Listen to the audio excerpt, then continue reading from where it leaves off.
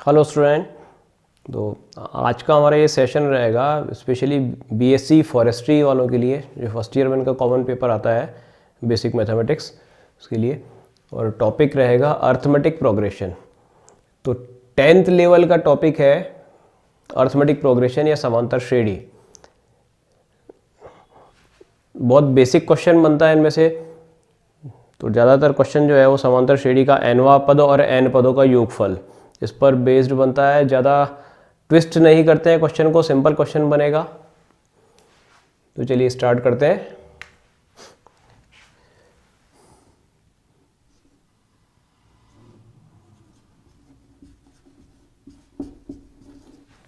यहाँ मैंने एक सीक्वेंस लिखी है, एक श्रेणी, एक अनुक्रम लिखा है। पद किस तरह है, ये पहला पद अगर 1 है तो दूसरा पद 3 है। इसमें 2 जोड़ने पर दूसरा पद आ रहा है, दूसरे में 2 जोड़ने पर तीसरा पद आ रहा है, 5 में 2 जोड़ने पर 7 आ रहा है। ऐसे अगला पद 7 में 2 जोड़ने पर 9 आएगा। तो हर टर्म में कुछ फिक्स नंबर ऐड करने पर अगली टर्म आती है। तो इस टाइप की जो सीक्वेंस है उसको हम अरिथमेटिक प्रोग्रेशन या समांतर श्रेणी कहते हैं। ये जो इनको इन शॉर्ट हम एपी कहते हैं, अरिथमेटिक प्रोग्रेशन को शॉर्ट में एपी से डिनोट करेंगे, कैपिटल ए कैपिटल पी। तो एपी में प्रत्येक पद में फिक्स नंबर ऐड करने पर अगला पद आएगा। जैसे पहला पद अगर हम 2 ले लें और वो जो नंबर जो फिक्स ऐड कर रहे हैं उसको 3 ले लें, तो 2 में 3 ऐड करें 2 + 3 5 हो जाएगा, 5 में 3 ऐड करें तो 8 हो जाएगा, 8 + 3 11 होगा। तो इस तरह से ये इस रूल से प्रोग्रेस करेगी। ठीक है, तो ये अरिथमेटिक प्रोग्रेशन है। ऐसे ही अगर मैंने पहला पद अगर 100 ले लिया और कोई निश्चित संख्या जो ऐड कर रहा हूँ वो अगर नेगेटिव हो, या फिर मैं प्लस की जगह माइनस करते जाऊँ, 2 माइनस करूँ तो 98 हो गया, देन 96 हो गया, देन 94 हो गया। इस तरह से ये भी एपी है, ये भी समांतर श्रेणी है। ठीक है, तो सबसे पहला काम जो है वो आइडेंटिफाई करना कि कोई भी हमें सीक्वेंस दी है 1 4 7 10 13, इस तरह से 1 + 3 4 + 3 7 + 3 10 + 3 13। तो ये चेक करना, आइडेंटिफाई करना कि कौन सी प्रोग्रेशन है। 2 पदों का अंतर, 2 क्रमागत पदों का अंतर, यहाँ 3 है, यहाँ भी 3 है, यहाँ भी 3 है। 2 क्रमागत पदों का अंतर कांस्टेंट है, स्थिर है। तो ये जो सीक्वेंस है ये आपके अरिथमेटिक प्रोग्रेशन है, समांतर श्रेणी है। अब यहाँ जब क्वेश्चन बनते हैं समांतर श्रेणी में, वो बनता है nवां पद और n पदों का योगफल। तो वो देखते हैं किस तरह सॉल्व करने हैं। समांतर श्रेणी को निरूपित करने के लिए हम फिक्स नोटेशन यूज करते हैं। a जो है ये पहला पद है, फर्स्ट टर्म।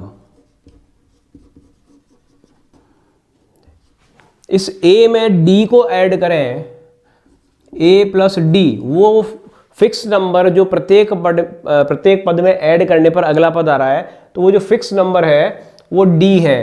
तो ये d है, इसे हम कहते हैं common difference,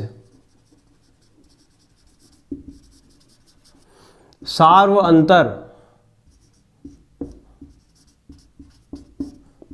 common difference. a प्रथम पद है, d सार्व अंतर है। अब a + d में एक बार और d जोड़ दें, अगले पद में क्या आएगा, a + 2d आएगा। अगले में क्या आएगा, a + 3d आएगा। अब देखो दूसरे पद में a + d आ रहा है, तीसरे में a + 2d आ रहा है, चौथे पद में a + 3d आ रहा है।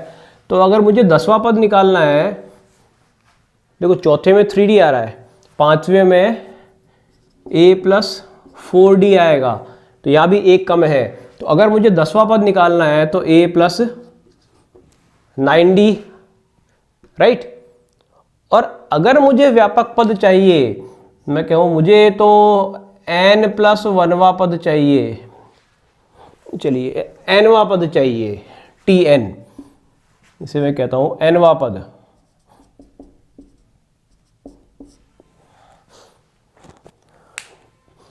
nth टर्म या एनवा पद,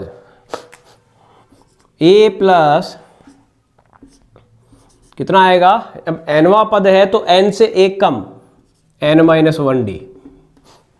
ये फॉर्मूला अप्लाई होगा एनवा पद निकालने में। किसी भी समांतर श्रेणी का एनवा पद ज्ञात करने का फॉर्मूला है T N equal to A plus N minus 1 into D.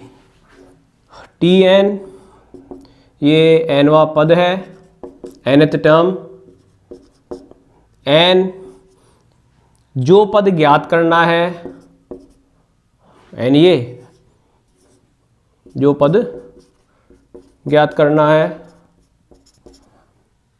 D A कितना है, प्रथम पद,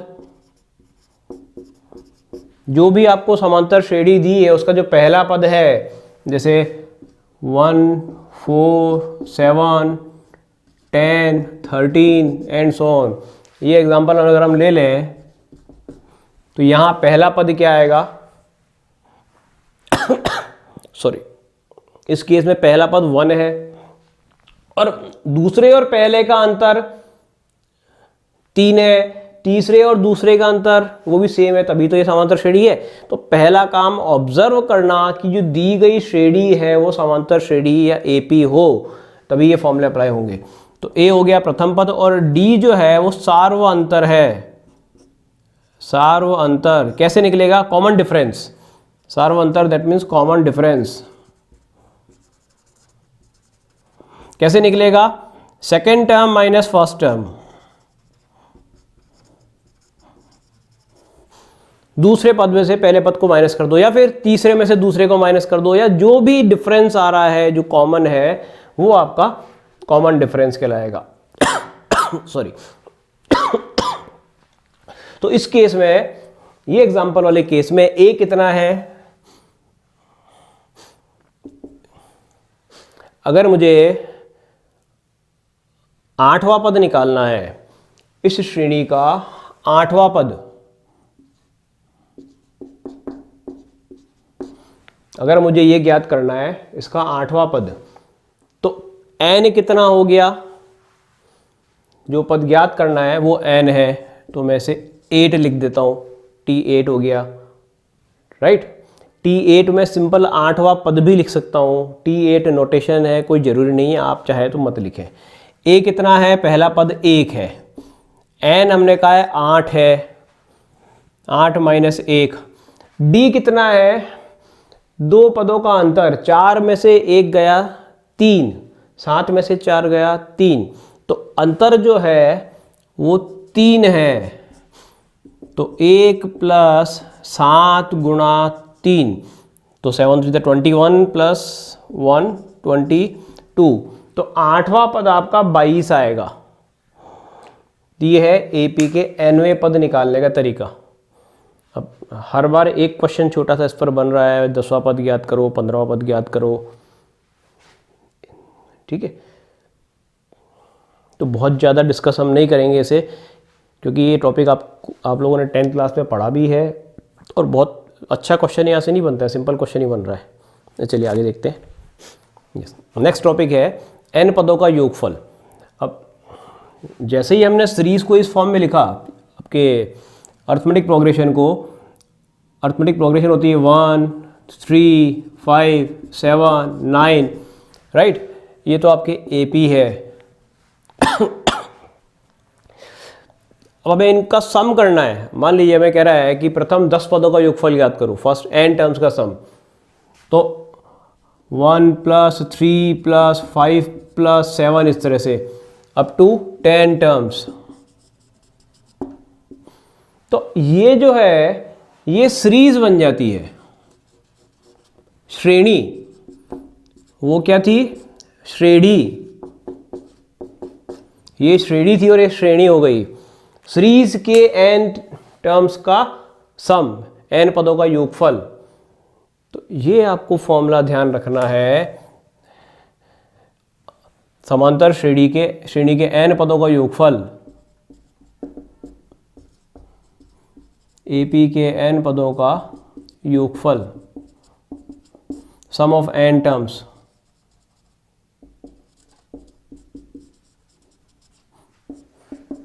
इसको हम एस एन से निरूपित करते हैं।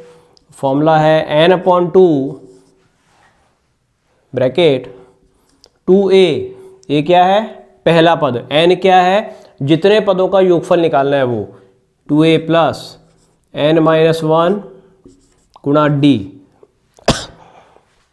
ये फॉर्मूला ध्यान रखना है आपको n पदों के योगफल के लिए। या फिर एक फॉर्मूला और है n/2, इसी को लिखने का दूसरा तरीका, n/2 a plus l, a है पहला पद और ये है आखिरी पद।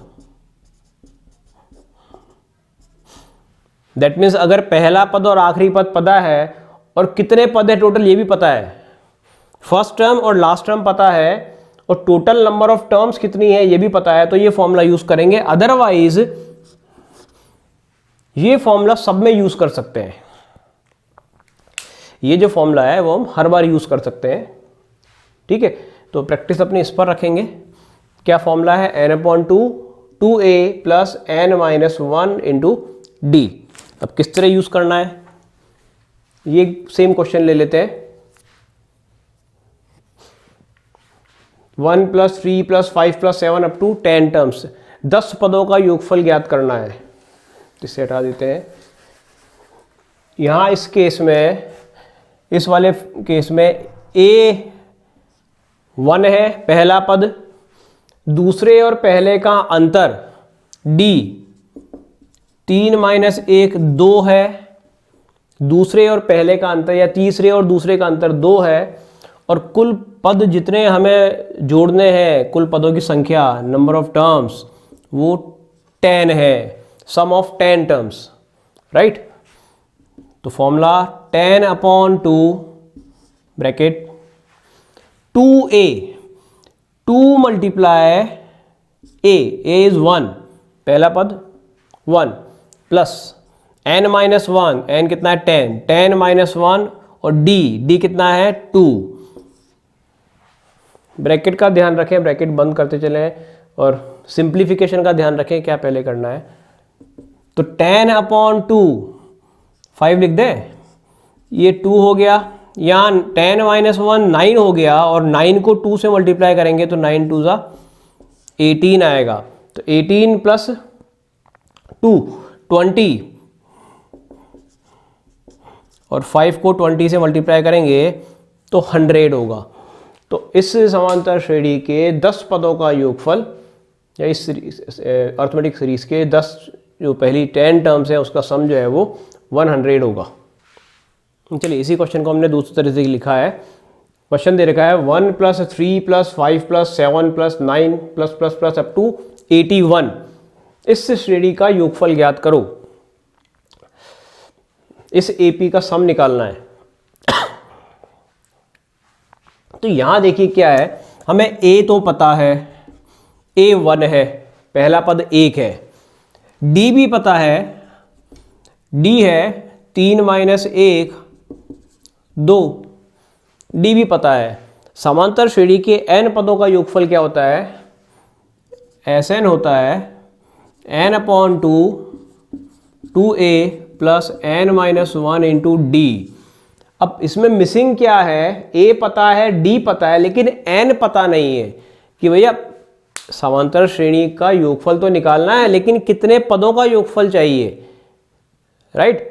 अब दूसरा फॉर्मूला था n/2 a प्लस l, पहला पद प्लस आखिरी पद, दोनों पता है, पहला पद भी पता है 1 है और आखिरी पद भी पता है 81 81 है, लेकिन पदों की संख्या नहीं पता है, यहां भी नहीं पता है।